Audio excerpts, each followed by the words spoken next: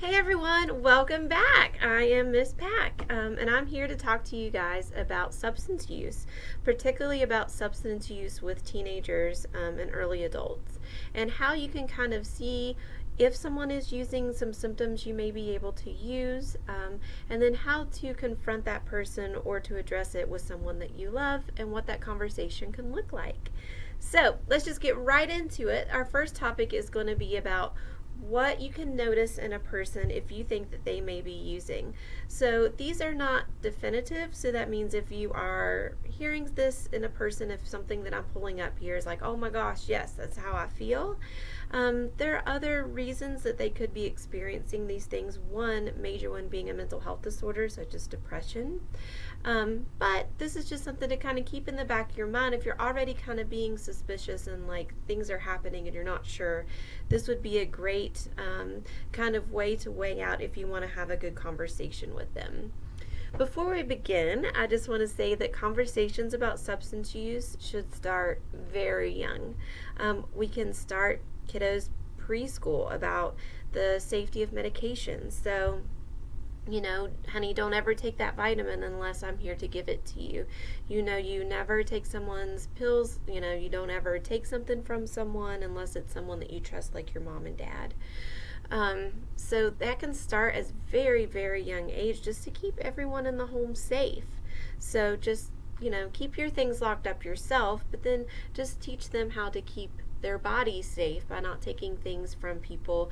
Don't just put something in your mouth because it's on the table and it looks good. It looks like it could be a vitamin or a candy. A lot of kiddos will take they think it's candy or a mint, and it's actually a medication. So just those really easy safety tips are things to start teaching at a very young age, and just build on that with honesty and integrity, and having very clear conversations that aren't fueled by anger is a great thing to do. So let's talk about the signs and symptoms of possible substance use. So I've kind of broken it down to physical and behavioral changes that you may be noticing.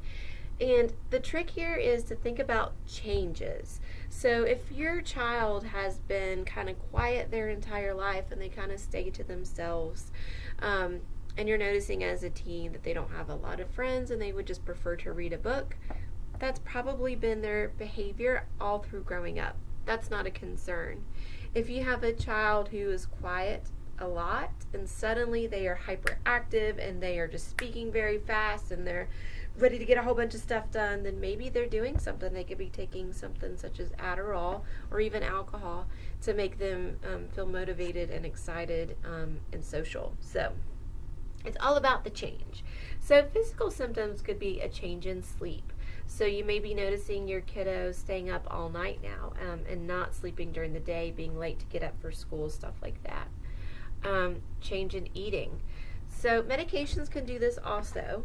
If you start an ADHD medication, for example, your appetite may decrease or increase. But this would be a change in something other than that that they're on medication. So suddenly they're just not eating very much at all. They could have an upset stomach because they're in withdrawal. They could be hungover, which, they could not be feeling some of the food very much. Change in hygiene, this is a big one. So if they are suddenly not washing themselves as much, and again, this is kind of typical teenage behavior, but if you see a change in it, so they're not washing as much, you can tell that like they've worn the same clothes 2 or 3 days in a row, not wanting to change their clothes, things like that. Change in exercise, this is a great one. So it could go both ways. So if you have a student who is not exercising very often and suddenly they are really into exercise and burning a lot of calories, and they might be on a stimulant. If you see a student who is part of the football team or baseball team, and they've decided that that's not really super interesting to them, and that they don't want to work out or go to practice, and they don't care about eating healthy, that's a big one, is saying I don't care. That's kind of on the behavioral side. But yeah, so that can be a symptom of them doing a downer or something that makes them feel kind of slow and sluggish. Feeling hungover is a great example. Their pupils look weird, and we'll talk about this a little bit more when we break down the substances, but if it's a very, very bright day and their pupils are huge, that could be a symptom of some medications or of drugs. Or if it's really dark and they have teeny tiny little pupils, if their eyes look different than everyone else's, the eyes tend to give it away. And then avoiding you. So they come in and like, hey mom, I'm going to take a shower, and they usually come and hang out with you. Maybe it's because they're going to brush their teeth or try to get the smell of marijuana or alcohol off them, whatever it might be. So these are some behavioral changes also. So the first one is their grades drop. So you will notice that as teenagers start to use substances, that becomes more important than the academic side of things, so their grades will begin to drop. They get moody or nervous. Again, can be just typical teenage behavior. But if you're seeing a change in their mood, it could be depression also. And that's why these conversations are so important to have with your teen, to just kind of tweak out what is going on. But notice the difference.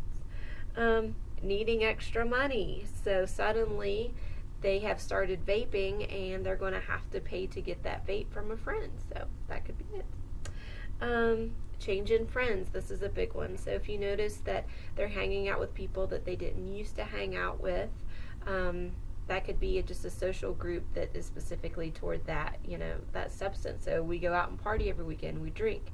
This is the drinkers. We're all going to go out on Friday, and that's what they're interested in. So that's who their friend group is.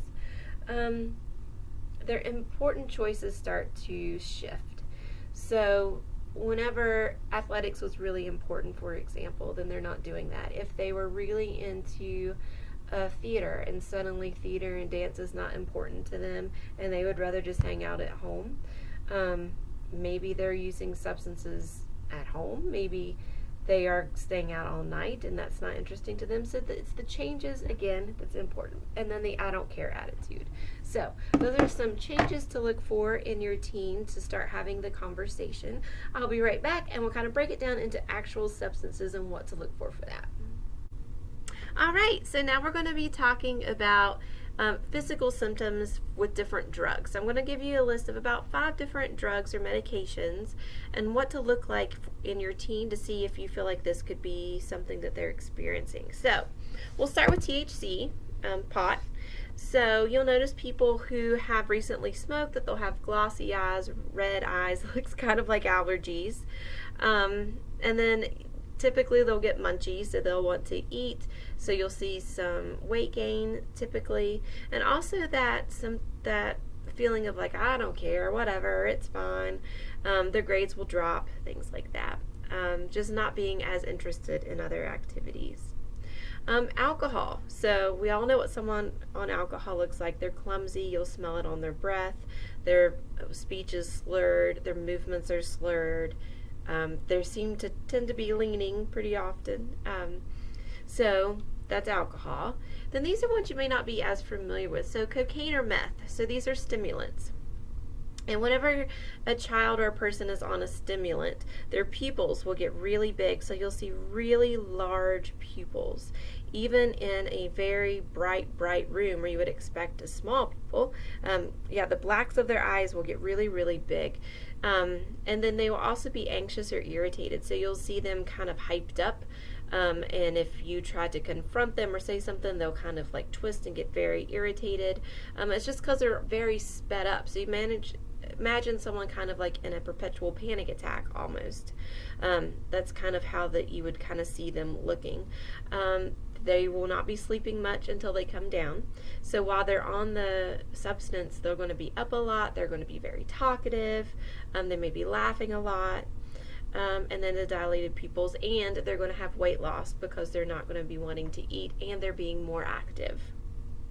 So heroin and opiates. This is one that's kind of more so in the news right now just because of the epidemic of opioid abuse. So you'll see sweating, vomiting, and diarrhea. These are not symptoms of being on the drug or the medication such as methadone or fentanyl or whatever, or oxys or whatever it is, but it's not a symptom of being on the drug, it's a symptom of the withdrawal. So when you're on the medication or heroin, when you're on an opiate, it kind of draws all of the wateriness out of your body. So when you're on it, you will be constipated. It's hard to use the bathroom, those kind of things. So you'll notice if someone is legitimately taking a pain medication for a broken leg, for example, they may experience constipation. Whenever you're not on the medicine, when you're in withdrawal, you'll start to have a nose that'll water. So you'll notice like everything gets watery. So your nose will water, you'll have diarrhea, vomit might be coming out, and those are symptoms of the withdrawal from it. So sniffing, like I said, pupils don't always respond to light. So if you shine a light in their eyes, it may not dilate or move. And if they are, then they would be very small. So it's kind of a telltale sign of someone who's using a lot of opiates is they're going to be in a room and everyone else's pupils kind of look or move, and that theirs are very small, like pinpointed pupils. And then we have Adderall. So this is kind of a new thing-ish that people are doing, and it's to study, but it's for people that don't have ADHD. So it gives them kind of more energy to stay awake, to finish their work, to study all night, that kind of thing. We're seeing this a lot of college-age students. So they will also have dilated pupils because it is a stimulant, just like the cocaine and meth. So you'll see very large pupils. Their blacks will be very big. They're starting to get things done. They're feeling very confident, like they're not sleeping much. And again, if this is not their typical behavior, then this is a time to start to have that conversation. So let's talk about how to have the conversation. And I want to call it a conversation, not a confrontation, because as soon as you walk up to someone and you're starting to confront them, and it feels kind of aggressive, then that conversation is over before you begin. So we're not confronting them and like ready to do an intervention. This is just going to be a conversation. And like I've said before, the best time to start this conversation is before they even start school. Your stance on drugs, your stance on alcohol, that substances are not safe, and have a kind of front together as a parent. And some of you may be together, some of you just may be co-parenting. But when it comes to these conversations, you need to have the same kind of idea of what that conversation wants to look like. That way, one person can be like, well, Dad lets me do this, or Mom lets me do that, or Grandma told me it was fine, or Uncle said he doesn't care if I drink at his house. Like, everyone needs to be on the same page of what the expectations are. So, you're going to have a conversation with them, and they probably will confront you with anger at the beginning of that and say, well, you've never drank before, you've never smoked pot. So this is your chance to have a very honest conversation to gain respect and honesty from them, because if they feel like you are lying to them, it's going to be a conversation that's not going to go well. So you can say, yes, of course I've tried that before, but what I'm concerned about is I've noticed that your breath smells like alcohol often. You have not made it to 2 practices this week. Your theater team says that they've noticed you're not able to remember your lines. And say what your concerns are.